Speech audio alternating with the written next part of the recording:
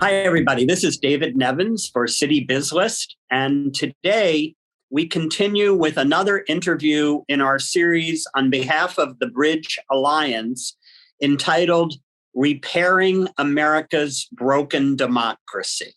And that's what we're going to try to do. And our guest today is Lida Azim.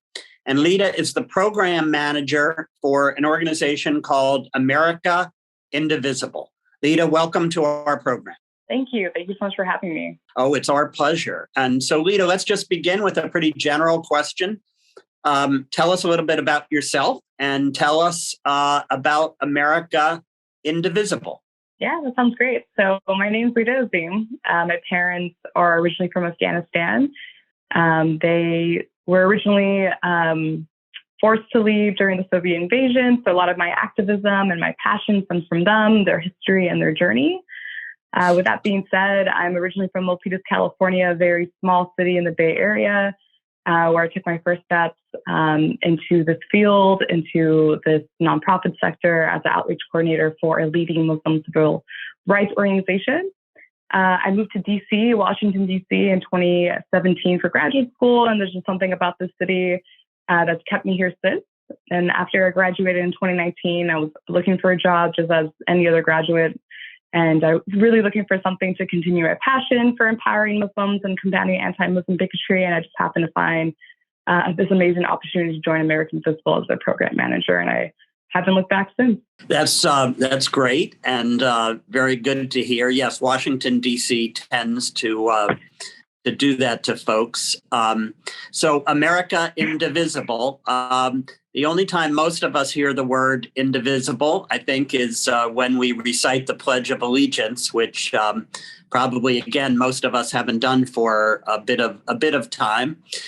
So tell us a little bit about America Indivisible and what are your goals and objectives and how are you trying to achieve them? Again, I remind everybody this is part of our series in which we're attempting to help educate with regard to repairing America's broken democracy. So tell us how you fit into that as well, if you don't mind. All right. So America Indivisible is a nonpartisan, nonprofit coalition effort to addressing rising bigotry against members of the Muslim, Arab, Sikh, and South Asian American communities by reinforcing American values of equality, inclusion, and unity.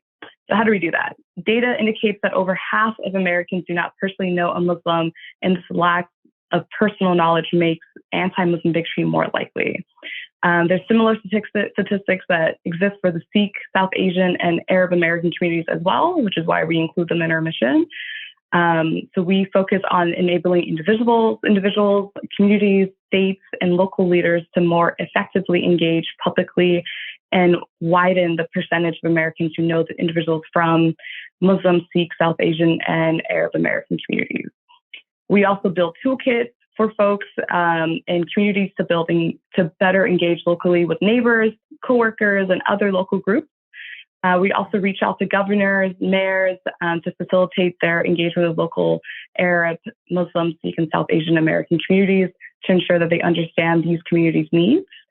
And then lastly, we're also building a roster of local and national influencers who will participate in our local meetings, our town halls, and other public relations campaigns to reinforce our shared American values of, again, equality, inclusion, and unity.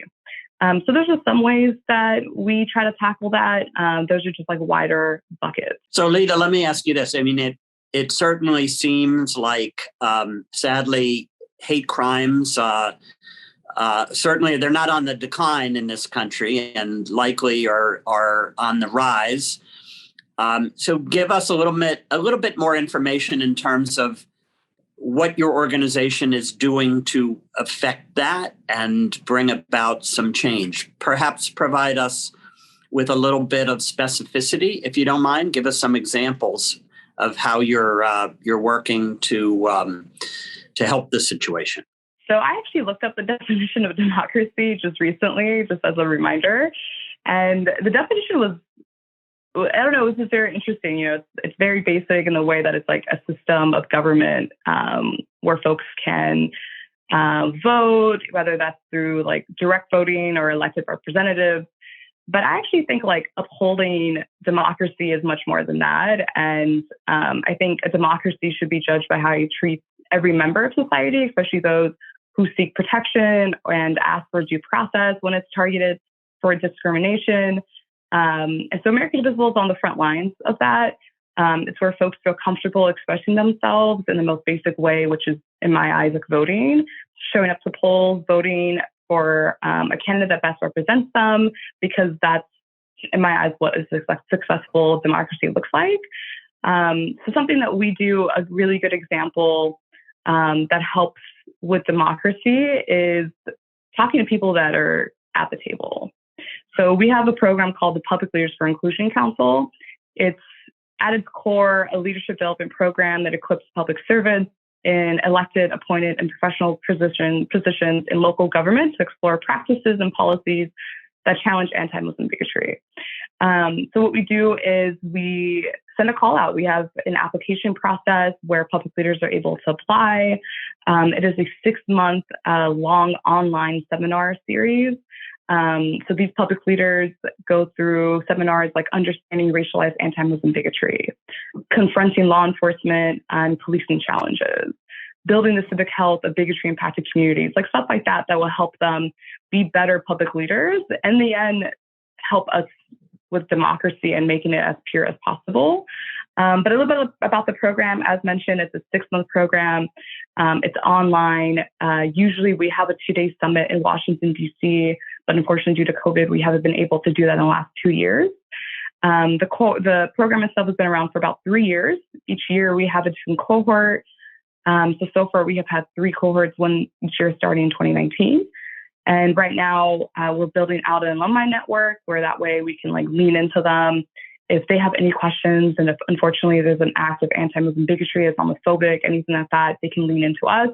We can connect them with contact experts. We can connect them with like next steps, what to do.